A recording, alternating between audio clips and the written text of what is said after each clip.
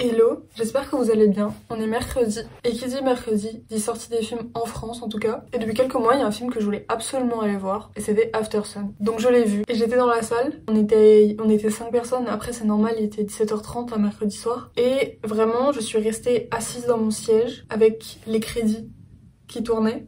J'étais vraiment comme ça.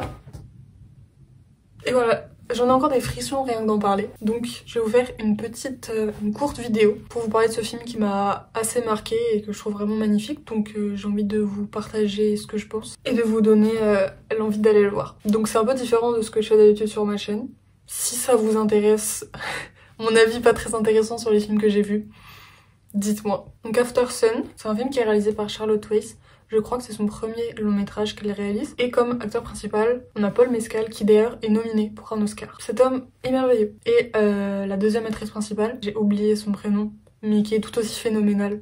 Vraiment, elle a 13 ans, mais qu'est-ce qu'elle joue bien. C'est un peu difficile de pitcher l'histoire de ce film parce que au niveau du scénario, il se passe rien. On pourrait expliquer ce film en disant c'est des vacances en Turquie d'un père et d'une fille. Mais du coup c'est ça aussi ce qui est beau parce qu'on part sur comme quelque chose d'assez simple, on pourrait se dire mais il se passe rien dans ce film ou quoi? Et un peu. Mais c'est ça qui est beau parce que c'est dans les choses simples de la vie qu'on voit plus les émotions des gens. Je suis pas la personne la plus éloquente du monde, donc j'espère que c'est pas trop chiant de m'écouter parler. Ce film m'a beaucoup touchée et vraiment j'y pense encore. En fait je suis sortie, j'étais dans la défense, j'ai mis mon casque, j'ai même pas mis de musique. Et je me sentais mais vide, détruite. Et c'est ça qu'on veut d'un film. C'est ça qu'on veut comme émotion. Ce film il est très intelligent dans sa mise en scène parce qu'elle est très détaillée et dans les détails on voit les choses, on voit les non-dits parce qu'en fait ce film il est je trouve beaucoup sur les non-dits et sur les choses qu'on se rend pas forcément compte et sur l'innocence de l'enfance. Et c'est triste.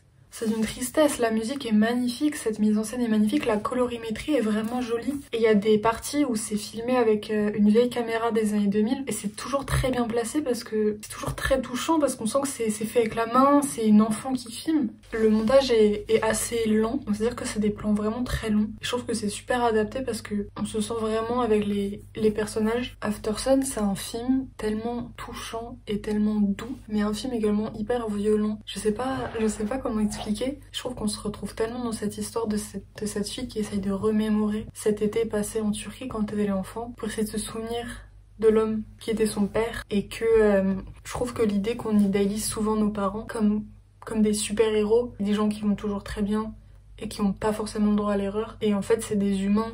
Là dans le film, Paul Mescal, c'est un humain qui a eu un enfant trop jeune et qui va pas bien. Et c'est vraiment doux, c'est vraiment beau et je vous conseille d'aller voir ce film.